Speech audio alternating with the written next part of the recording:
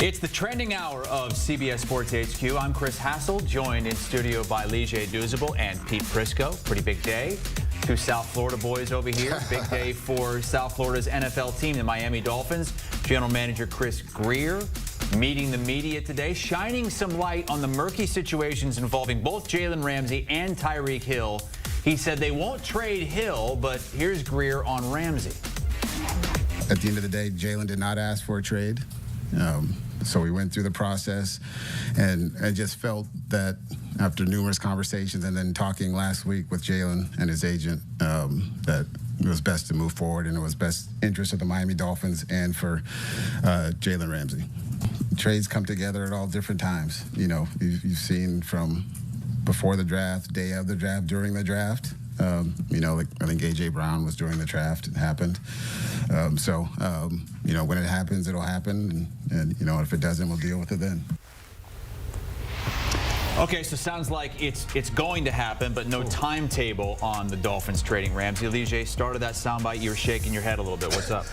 I just find it interesting, right? Because he said the player didn't ask for a trade, which means this is more Miami wanting to move him. But, Pete, they literally just traded for him and gave him an extension. And if they trade him before the June 1st deadline, it's a $25 million dead cap hit. And then when you look at the roster, Chris, if he leaves, I had already mocked them getting a corner because they need another corner, right? You have Cater Kohu, who's more of a slot guy. They tendered him, right? Cam Smith has been a disappointment. They took him in the second round. They have Storm Duck and Ethan Bonner, who have been like fringe lower-level players. They're good players, but they're not starters right now at the cornerback position. If you trade Ramsey, not only do you need one corner, you need two corners now. So where do you go for him here if you're Chris Greer? Are you going to find a top caliber corner? Yes, you'll probably find one in the draft, but a second guy, it's going to be hard to go out there and find that right now. Well, there's a lot of people that like to see Chris Greer go somewhere else. That's what they like to see. I mean, you keep making decisions like this is a bad football decision. Yeah. But in fairness to the Miami Dolphins, Jalen Ramsey hasn't been happy anywhere he's been. I mean, really, when you look at it. When he was with Jacksonville, he wanted out. When he went to the Rams, he wanted more money and finally got it. They won a Super Bowl. Then he got traded to the Dolphins. Wasn't happy with Vic Fangio when he was the defensive coordinator, and now he's out and now he's going to be sent out again. So there's a common theme there, and it's Jalen Ramsey. I mean, he's part of the problem. I wonder if Ramsey has seen the market, and it's one of those scenarios where kind of like Nick Saban was the coach, and he was like, I got to be top three, no matter what. Who's getting paid. Yeah, and play like a top three quarterback. I mean, but I wonder if that's because the way Chris Greer was talking in that press conference, it leads me to believe that yes, he didn't ask for a trade, but maybe he asked for even some more money because we just saw, you know, Derek Stingley Jr. and also J.C. Horn get upwards to $30 million, and now Ramsey is probably like, you know, I want to be paid like a top 5 corner, and maybe the Dolphins aren't willing to do that anymore. Let's take you to Dolphins headquarters today, where that press conference took place. Our Mike Cugno is standing by, and Mike, you were there for that press conference. What did you make of what you heard from Greer, not just on trading Ramsey, but also on not trading Tyreek Hill?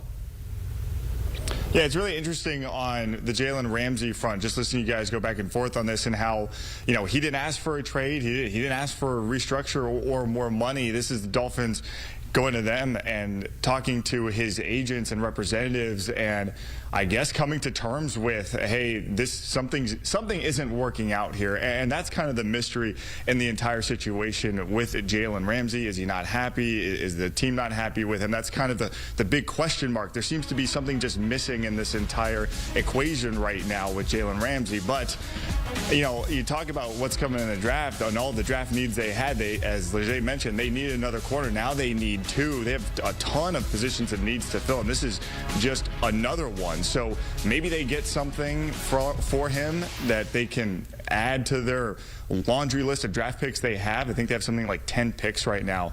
But now they have another role to fill in this defense. And when you talk about Tyreek Hill, the recent domestic dispute incident that happened at his home, you wonder, okay, is this the straw that breaks the camel's back? And is this the one where the Dolphins say, hey, we're going to part ways? And they continue to say, no, he's trying to prove himself. He's been in the building every day talking with their new wide receiver coach. And I asked Chris Greer today in the press conference, have teams reached out to you in terms of asking to trade for Tyreek Hill?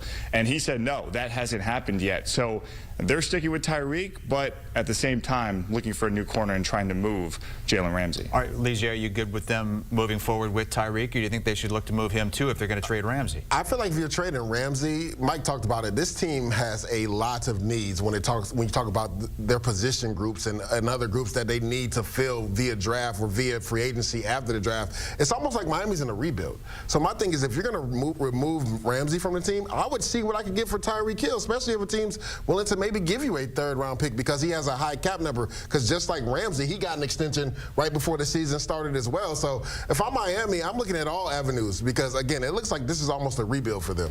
Well, they threw out extensions all over the place did. last year. Think about all the money they gave back. They paid the coach, they paid the quarterback, they paid Ramsey, they paid Hill, and what they get out of it. Now they're almost talking about a rebuild. This is a disaster right now for the Miami Dolphins. And I think when you look at it, it's a major problem, and Chris Greer has a lot to do with it. He's been there for a long time. Ultimately, somebody has to be the blame for it, and I think you have to look at Chris Greer. By the way, if they don't win this year, I don't care if the head coach got a contract extension. He's in trouble, too. Well, that's the problem, Mike. I mean, you got a head coach who's probably coaching for his job this season. Can he afford a rebuild?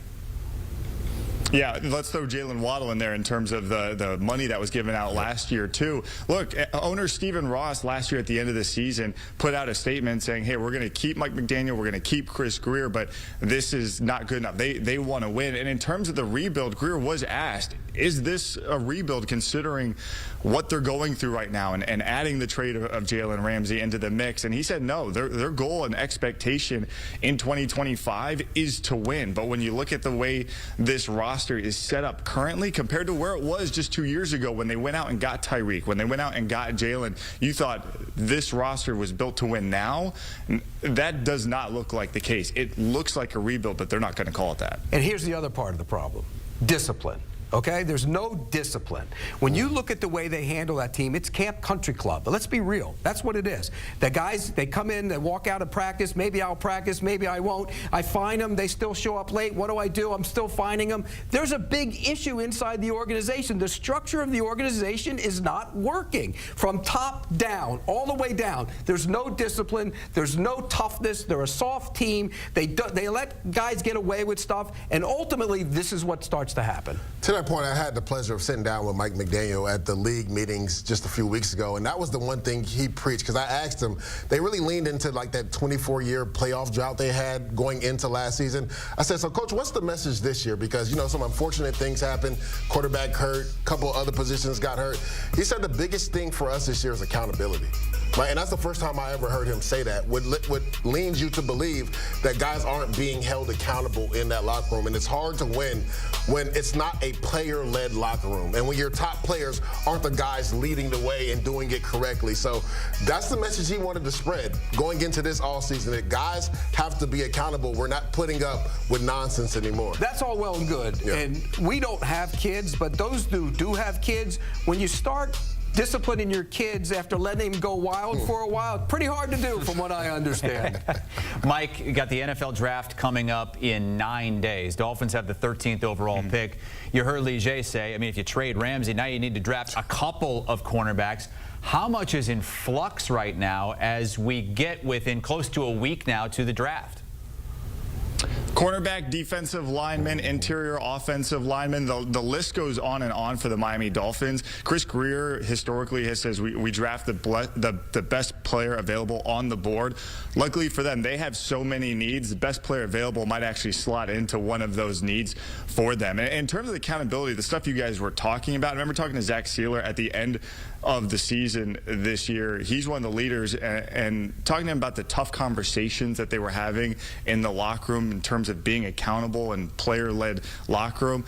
Even asked him, what's the change in growth of Mike McDaniel? And he talked about how the tough conversations, they finally started to have them at the end of the year and being comfortable with them. But it's being comfortable with those tough conversations. It was a little too late, I think, last season. I think they're trying to make that mark going into this year. Teron Armstead told me earlier this year that Tyreek Hill, after the way he pulled himself out of that game, he has a lot to prove to the locker room. He has to prove it to those guys that they can trust him. Mike Cugno joining us here on HQ as GM Greer says that they will not trade Tyreek Hill, but Jalen Ramsey is likely going to be traded. So we asked you guys to put together a list of potential landing spots for Jalen Ramsey, who's been around the block. Lige, where do you see him ending up? There's a few teams that come to mind that are contenders. The Chargers are one. They have 2 young corners out there. They could use a guy like Jalen Ramsey. And the thing about him, he's so athletic, Pete. He can play in multiple schemes and play different positions. The 49ers make a lot of sense as well, right? They lost Ward this offseason.